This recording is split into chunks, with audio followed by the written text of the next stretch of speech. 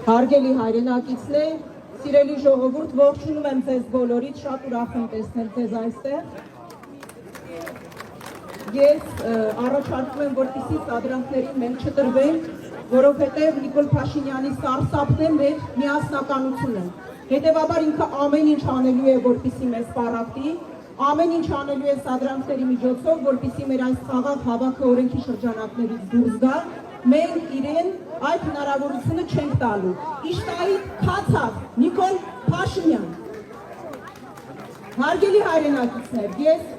ձեզ եկել եմ ուղերձ փոխանցելու Երևան կենտրոն քրեակատարողական հիմնարկից։ Փաստաբանի միջոցով ձեզ իր ողջույններն է ուղարկել Մայր Հայաստան կուսակցության նախագահ Նիկոլ Փաշինյանի ապօրինի հրահանգով այս պահին կալանավորված Անդրանիկ Թևանյանը։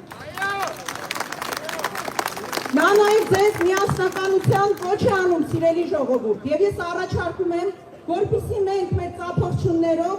մեր աջակցությունը հայտնենք բոլոր քաղբանտարկյալներին։ Ազատություն!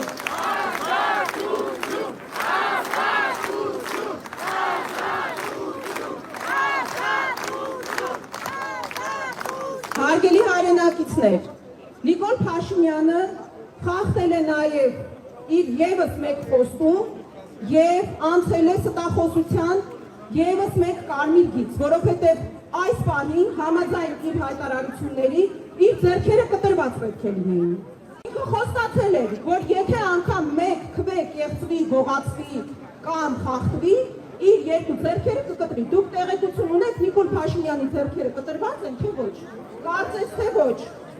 Իհարկե մենք բռնությանը դեմ ենք։ Մենք չենք ուզում, որ իր ձեռքերը կտրվի։ Մենք ուզում ենք, որպեսզի ինքը օրինականության առաջ պատասխան տա եւ Երևան կենտրոն քրեակատարողական հիմնարկում հենց ինքը գտնվի։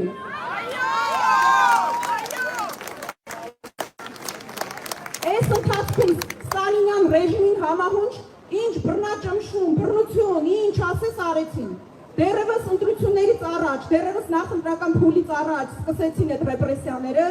էլ ավելի ճնշումը մեծացրեցին ընտրությունների օրը, քվեարկությունից ընդամենը 2 շաբաթ առաջ ապօրինի շինծու հոդվածով կալանավորեցին Անդրանիկ Թևանյանին,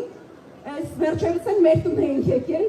խոզարկություն էին իրականացնում, հետո քննչական կոմիտե կանչեցին եւ ես չգիտեմ, օրինակ, այստեղ մարդ կա, ում նկատմամբ ապօրինի քրեական գործ հարուցված չլինի կամ քննչական կոմիտե կանչած չլիներ։ Եթե չկանեն, ապա, ինչպես ասում են, հերթով, շարքով, եթե մենք թույլ տանք, Նիկոլ Փաշինյանը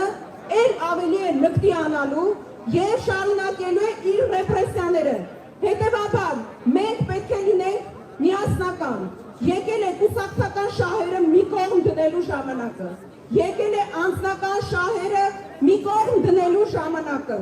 Եկել է հայրենիքի համար միասնական պայքարելու ժամանակը։ Եվ մենք միասնական ուժերով պիտի թույլ չտանք, որ մեզանից հայրենիք գողացածը նաև մեր քվեն գողանա։ Հետևաբար միացեք